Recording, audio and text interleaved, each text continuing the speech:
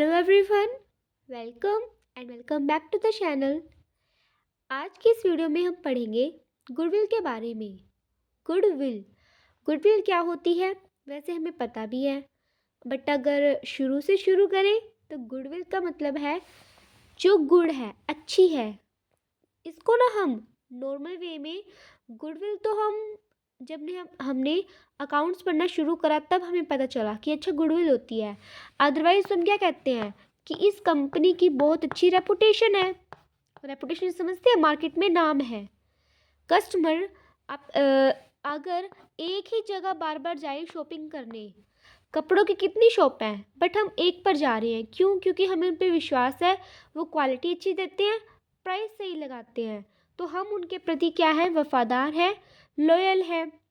तो लॉयल्टी बताती है गुडविल कि कोई कस्टमर आपसे कितना जुड़ा हुआ है, वो कैसे रिपीट करते हैं आप। सिंपल सी बात है, कस्टमर का रिपीट होना एक ही बात पुरानी जगह पर, जहाँ प्लेस, यहाँ पे प्लेस ऐसा ज़रूरी नहीं है कोई शॉप है उस प्लेस पर, वो शॉप चाहे कहीं भी खुली है, यानी कि उस नाम पर, उस बिजनेस पर आप कह सकते हैं, उसी बिजनेस पे वो टिके हुए हैं, रिपीट करते हैं कस्टमर। क्यों? क्योंकि वो लॉयल हैं उसके लिए, उन्हें उस पर विश्वास है। और ऐसे कस्टमर कंपनी के लिए तो अच्छी बात है ना, कंपनी हो, कोई बिजनेस हो, वो क्या चाहते हैं, ऐसा तो नहीं चाहते कि एक बार हमने सेल कर दी वापस वो कस्टमर आए ही नहीं। अगर हमें अपना नाम बनाना है तो हमें सामान अच्छा बेचना पड़ेगा, ताकि जो भी कोई लोग खरीदे वो खुद तो आए हैं, रिपीट करें, साथ ही साथ दूसरे लोगों को भी लेकर आए। तो वो कौन कर सकता है? जिस कंपनी की अच्छी गुडविल होती है। गुडविल ये होता है कि अच्छा नाम है, मार्केट में कस्टमर रिपीट होते हैं, और इसे रेपुटेशन बोलते हैं सिंपल मीनिंग में। ठीक है, गुडविल ना वैसे हमें यही मतलब होता है गुडविल का, लेकिन अकाउंट्स में अगर हम कहें ना, गुडविल दो तरह की हो सकती है। गुडविल दो तरह की हो सकती है।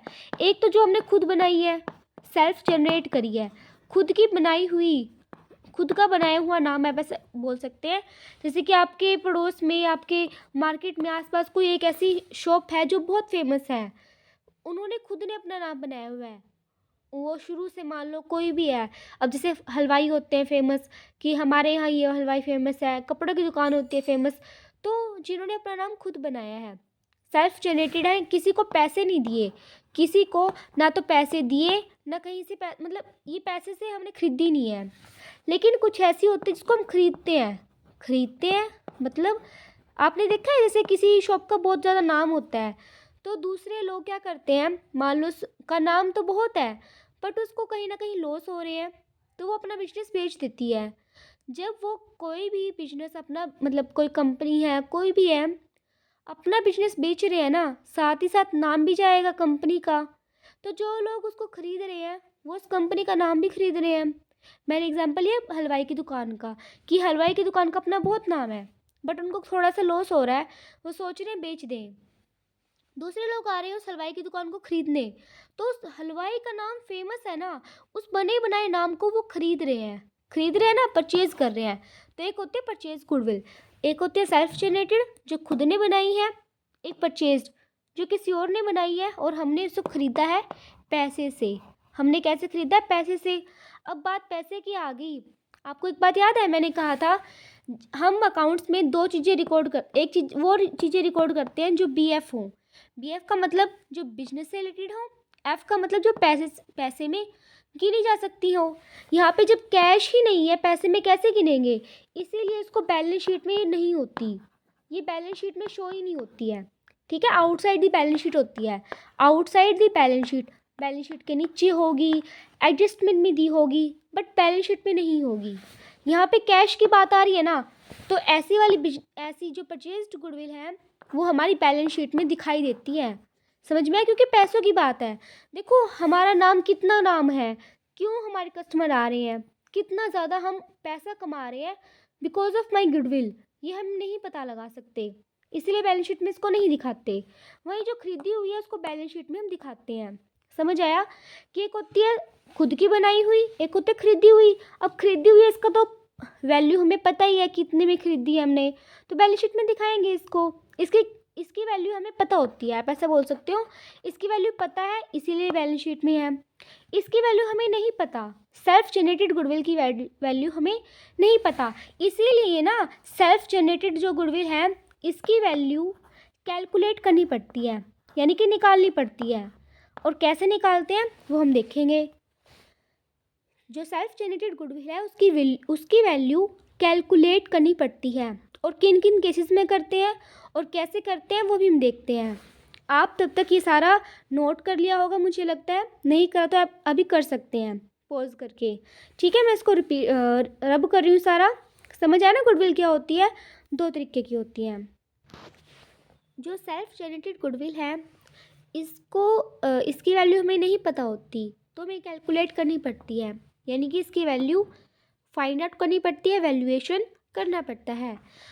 वो वैल्यूएशन करते कैसे हैं उसको समझने से पहले समझते हैं कि वैल्यूएशन करना क्यों पड़ता है। कि हमें वैल्यू नहीं पता, हमारा बिजनेस कमा रहा है अच्छे पैसे गुडविल की वजह से, कितने कमा रहा है और गुडविल की वैल्यू क्या है, इसकी वैल्यूएशन करने की नीड क्यों पड़ी, ये हम देखते हैं। मैं यहाँ पे लिख देती हूँ सारे पॉइंट्स। ये कुछ रीजंस हैं जिनकी वजह से हमें सेल्फ जनरेटेड गुडविल को कैलकुलेट करना पड़ता है। सबसे पहला है change in profit sharing ratio. PSR मतलब प्रॉफिट शेयरिंग रेशो। जिस रेशो में पार्टनर्स बांटते आ रहे हैं अपने प्रॉफिट्स को, अगर उनका मन कर रहा है उसको चेंज करने का, उस रेशो को, तब हमें जो गुडविल है उसकी वैल्यू को कैलकुलेट करना पड़ता है। और PSR का केस हमने पढ़ लिया है इससे पहले वाले 2 वीडियोस में, और मैं होप करती हूँ कि आपने वो देख लिया वीडियो। PSR की बहुत इंपॉर्टेंट है। ये तो सिर्फ गुडविल है, आगे जितने भी केस आएंगे ना PSR तो हमें हर केस में पढ़ना पड़ेगा।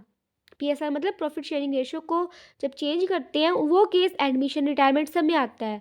अभी हम गुडविल की बात कर रहे हैं तो गुडविल में आएगा कि प्रॉफिट शेयरिंग रेशो अगर चेंज हुआ है तब गुडविल कैलकुलेट करनी पड़ेगी। एडमिशन अगर नया पार्टनर आ रहा है तब करनी पड़ेगी, कोई पुराना पार्टनर जा रहा है तब करनी पड़ेगी। जा रहा है वो रिटायरमेंट लेकर या उसकी डेथ हो गई है, दोनों केसेस में। अगर हमने अपनी जो फर्म है उसको बेचना है, मान लो कोई फर्म है उसका अच्छा नाम है, वो दूसरी फर्म को बेच रही है अपने आप को, तो इसकी फर्म की वैल्यू के साथ साथ गुडविल की वैल्यू भी जाएगी, यानी फर्म का नाम भी जाएगा, तो वो भी बिकता है, वो उसके अलग से पैसे लगाए जाते हैं। अमलगमेशन हो रहा है, अमलगमेशन का मतलब जुड़ना, कि कोई एक फर्म है दूसरी फर्म में जुड़ रही है, दोनों फर्म मिलकर एक फर्म बना रहे हैं, यानी 2 इंसान मिलकर एक इंसान बना रहे हैं, क्या है वो अमलगमेशन। वहीं अगर कोई फर्म अपने आप को कन्वर्ट कर लेती है किसी कंपनी में, पहले वो फर्म थी फिर वो कंपनी में कन्वर्ट होने जा रही है, उस केस में भी हमें गुडविल को कैलकुलेट करना पड़ता है, यानी वैल्यूएशन करनी पड़ती है। और ये वैल्यूएशन होती कैसे है, इसके अलग अलग मेथड्स होते हैं। चलो मैं वो लिख लेती हूँ कौन कौन से मेथड्स होते हैं।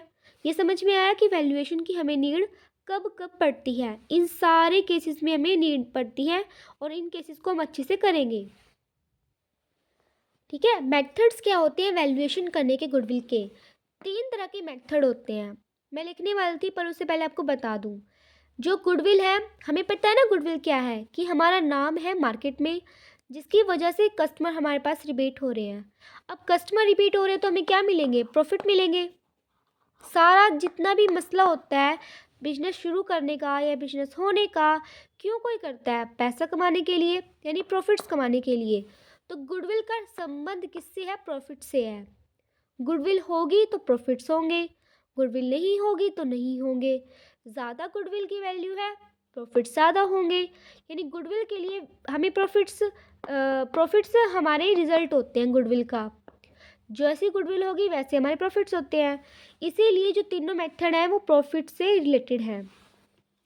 सबसे पहला जो मैं लिख देती हूँ सबके नाम।